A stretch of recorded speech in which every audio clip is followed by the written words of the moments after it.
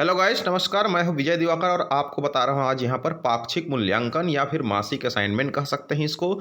दिसंबर महीने की कक्षा 10वीं का सामाजिक विज्ञान का असाइनमेंट का बेस्ट आंसर आपको मैं बताने जा रहा हूं। हमारे चैनल पर सारे सब्जेक्ट के असाइनमेंट का उत्तर उपलब्ध है। आप देखिए यहां पर माह दिसंबर पाक्षिक मूल्यांकन कक्षा 10वीं विषय सामाजिक विज्ञान। प्रश्न पहला से 8वां तक प्रत्येक प्रश्न पर 1 अंक आवंटित है। प्रश्न पहला है, मतदान की आयु 21 वर्ष से घटाकर 18 वर्ष किस संविधान में की गई? तो उत्तर है 61वां संविधान में की गई।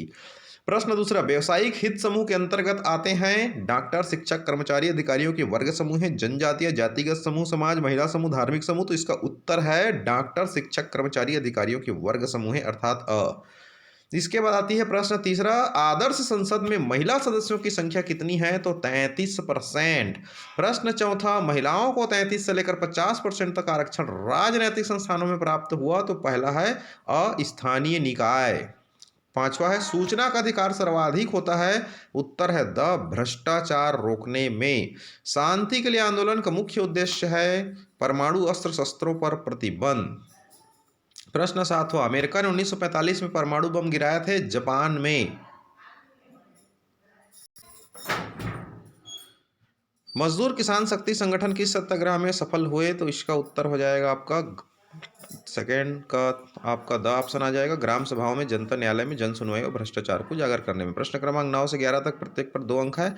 प्रश्न 9 है, संचार माध्यम किसे कहते हैं? सूचनाओं का आदान प्रदान करने की उपलब्ध सुविधा संचार माध्यम कहलाती है। TV, internet, Facebook, WhatsApp, Twitter इत्यादि। अब आती है प्रश्न 10वां, कमेटी ऑफ 100 द्वारा किया गया धरना प्रदर्शन अभियान किस हद तक सफल रहा? तो कमेटी ऑफ 100 का धरना प्रदर्शन अभियान ठोस नहीं था, सदस्यता के नियम नहीं थे, कोई भी जुड़ता था, कोई भी हट जाता था, कोई निश्चित नीति या नियम न होने के कारण इसकी सफलता खतरे में पड़ गई।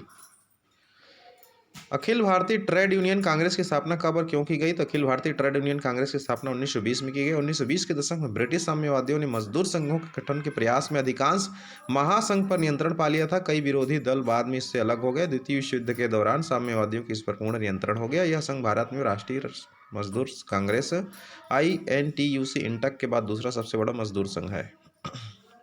प्रश्न 12 से 13 तक प्रत्येक पर 3 अंक है। निशस्त्रीकरण को समझाइए। द्वितीय विश्व युद्ध के बाद निशस्त्रीकरण पर विशेष बल दिया गया। इसके लिए बहुत बड़े पैमाने पर विश्व स्तर पर परमाणु हथियारों की रोक पर जोर दिया गया। भारत जैसे विकासशील और शांतिप्रिय देश ने खुलकर इसका समर्थन किया। इसी के कारण तीसरे विश्व युद्ध को रोका जा सका। संयुक्त राष्ट्र संघ ने भी इसका अनुमोदन किया है। प्रश्न 13, लोकसभा अनुसूचित जाति और जनजातियों के लिए कितनी सीट आरक्षित है? 47 सीट है। आप अनुसूचित जनजातियों की सीट को एक बार और कन्फर्म कर लीजिए अपनी पुस्तक से। प्रश्न 13, 1999 में अथवा 61वें संविधान संशोधन में मतदाता की आयु कितनी की गई और क्यों की गई? तो 21 से घटाकर 18 वर्ष से की गई। प्रश्न 14 का उत्तर ये रहा, सामाजिक आंदोलन क्या है? यह आंदोलन क्यों होता है? जिस तरह से स्क्रीन पर देख रहे हैं आप, स्क्रीन शॉट लेकर के लिख सकते हैं। सामाजिक आंदोलन किसी देश या समाज में किसी समूह द्वारा अपनी मांगों को लेकर मिलकर किया गया सामूहिक प्रयास आंदोलन है। यह आंदोलन तब होता है जब समाज के किसी वर्ग के हितों को खतरा होता है। प्रायः आंदोलन अहिंसक होती है, लेकिन शासन प्रशासन के तरह से रवैये के कारण कभी कभी उग्र रूप ले लेता है। ये उत्तर आपको लिखना है। चलिए अब आती है आप लोग के लिए प्रश्न 15, लोकतंत्र में संगठन बनाने का अधिकार क्यों जरूरी है? समझाइए। जिस तरह से आप स्क्रीन पर देख पा रहे हैं ये बहुत ही पर्याप्त आंसर है, आप जरूर लिखिएगा। Thank you.